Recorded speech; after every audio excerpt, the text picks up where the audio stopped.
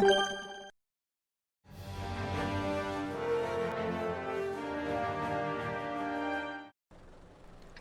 everyone and welcome back to my channel with a new video about World of Tanks. Today I am playing my Batignolles on steps. I know it's been a while since I haven't uploaded any commented gameplay. In the future, even if I have some other types of videos, I'll try to put at least one per week or one every 10 days. Anyway, I am platooning with some good friends, and here on steps it's a perfect map for the Batignolles. It's quite open, so I can just go nuts and drive around the battlefield. It would be a shame to stay in second line with this kind of tank. You have the mobility to go anywhere you want on the battlefield to put your gun to good use. However, since you have absolutely no armor, it's dangerous, so you never want to be caught by surprise in an open space. Anyway, I am playing the first part of this battle more like a scout. Here taking a shot like this is quite risky, especially since the Batignolles has only 30 rounds, so you need to be quite careful with the ammunition. Starting from now, you will see that I will hit most of my shots. There are two common mistakes with autoloaders. The first one is to believe that since you have plenty of shells ready to be fired, they need to be fired, and no, you don't have an unlimited amount of ammunition. And the second one is that since you can unload everything, you should stay stationary and unload the full clip at your target. While firing those 5 shells will take a huge amount of time, and it will be enough for you to get crippled or just destroyed. So unless you're extremely lucky like I just did with this strange bounce, you will just get destroyed if you try to unload your whole clip when you are in danger. So now I am trying to spot from a different angle, and as you can see I am staying close to some rocks on my right, and now I'm directly in the lower ground. When you scout, you always want to have a safe escape route or just a cover nearby to make sure that if you're spotted for some reason, you will be safe in a very short amount of time, so people will not have the time to focus their fire on you. In steps, the middle path will give you a lot of opportunities to scout, just because you can sneak in quite close to the opponent, and then you can spot all the campers, all the tank destroyers, and maybe sometimes some artillery as well. However, there's a risk. Indeed, it is very likely that an opponent will have the same ID, and then only the rocks will separate you from your enemy, and it will be more like a duel, because in the lower ground no one else will be able to shoot at any of you. And if you want to go back to your base, that won't usually be possible, just because you will probably enter the line of fire of some tank destroyer. If you are spotted by some opponents but you can still go forward in the middle path, you can follow what I just did and get right behind this small hill, and this will protect you from most of the opponents. The only way for them to get you is to go up the hill, and they will be exposed to your entire team. For example, here there's a Waffenträger on my right, and he wanted to take me out. Yeah, he shot me once, but now he's in the open and he has absolutely no chance of escaping. Even if I missed the last one, which was kind of tricky, he would have died really soon. Now my next objective is to spot the artillery. I'm in the perfect position to do that, and they could be countered by our own artillery since we have 3 as well. Well, I have spotted 2 out of 3, this is really interesting. And now, well, if you remember what I discussed in the very first video in the tutorials, I am still a scout in this battle, mostly, and my primary task is to stay alive for the moment. I would like the rest of my team to catch up, especially those one in F0, however they're still encountering some resistance, and I have to be patient on this one.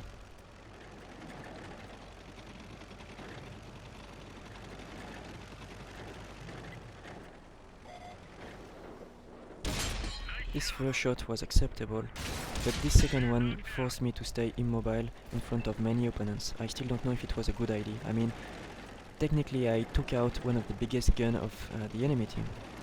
On the other hand, if I die now, my team will be blind, and I think it's better to stay safe. I mean, I should have just fired once by watching the replay.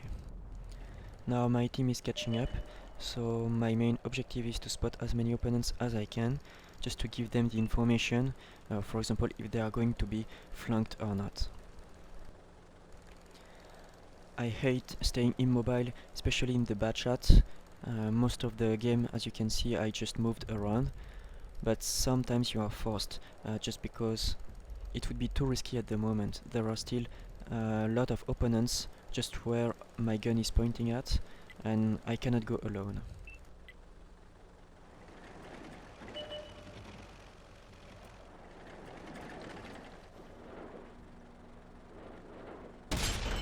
Finally, the last artillery is down. That's one less serious threat for my team. I've decided to reload even if I knew that there were a medium close to me. I actually didn't check his life before reloading, but even if I had the power to destroy him with the remaining shells, it would have been risky for me. My platoon mate thought he could either finish him off or just go back to safety before being killed. However, he just got tracked and now he's just being executed. And it's not worth taking so much risks for just a tier 8 tank. This Panther 2 is not the most dangerous threat in the enemy team. There are still a few remaining tanks that could reverse the tide of this battle.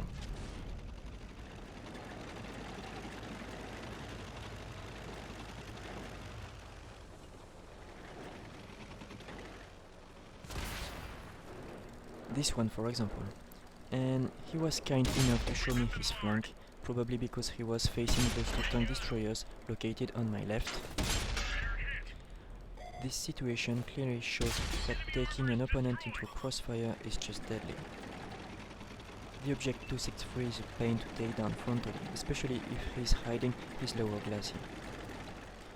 Anyway, our heavy tank close to our base in B3 is currently having a lot of issues with the enemy heavy tank, and I wanted to help him by going back to the base, but I have been surprised by the Panther 2, and, well, I got shot once. I cannot retaliate on him right now, so the best for me is just to go back to cover. So I want to take down this Panther 2 before going back to the base, and I know there is this IS-7 in the vicinity as well. I think it's the first time I see this enemy tank, while I greet him with a shell. This IS-7 could be easily dealt with if I could flank him and unload my clip. However, if he can return fire even once, I would be either dead or really close to be dead.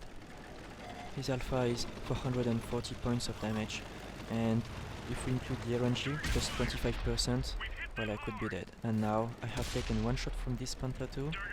Well, I would be one shot from the IS-7. My auto-aim locked on the wrong target, and now I am one shot for absolutely everyone.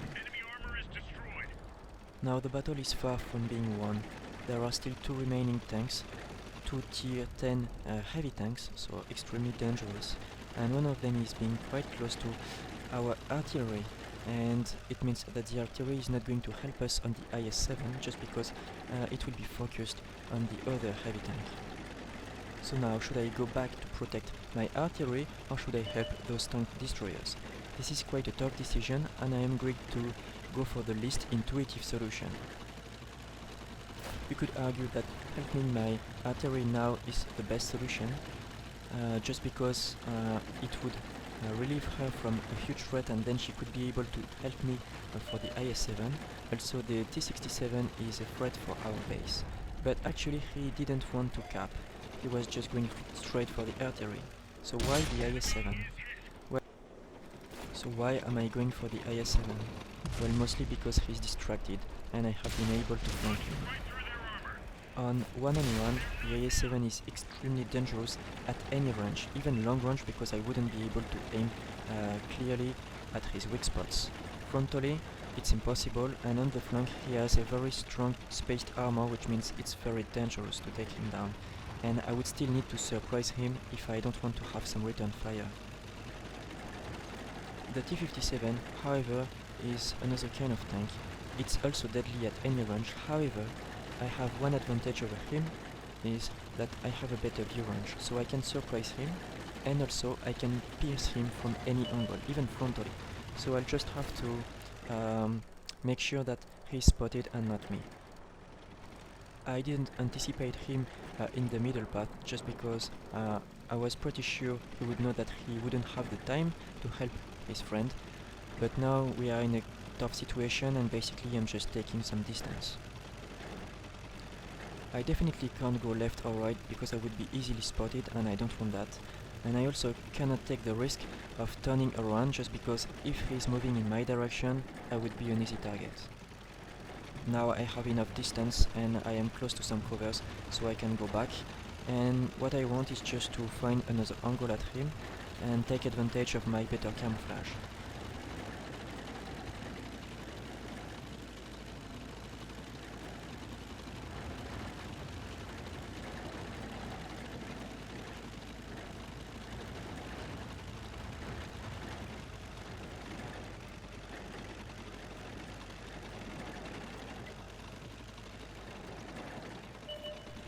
Okay, so I spotted him and he didn't spot me, so this is one right? Let me pause here for a second.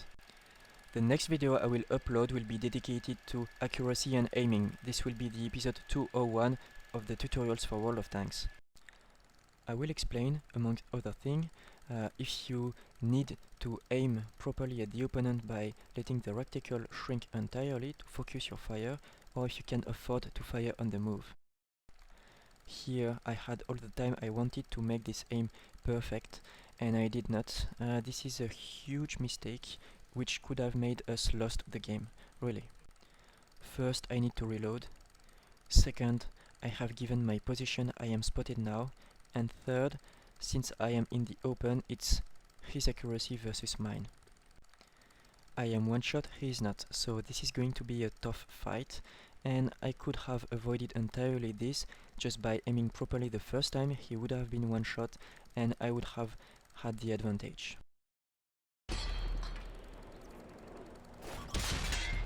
The second went in, he missed, he also fired without full focus and he died because of it.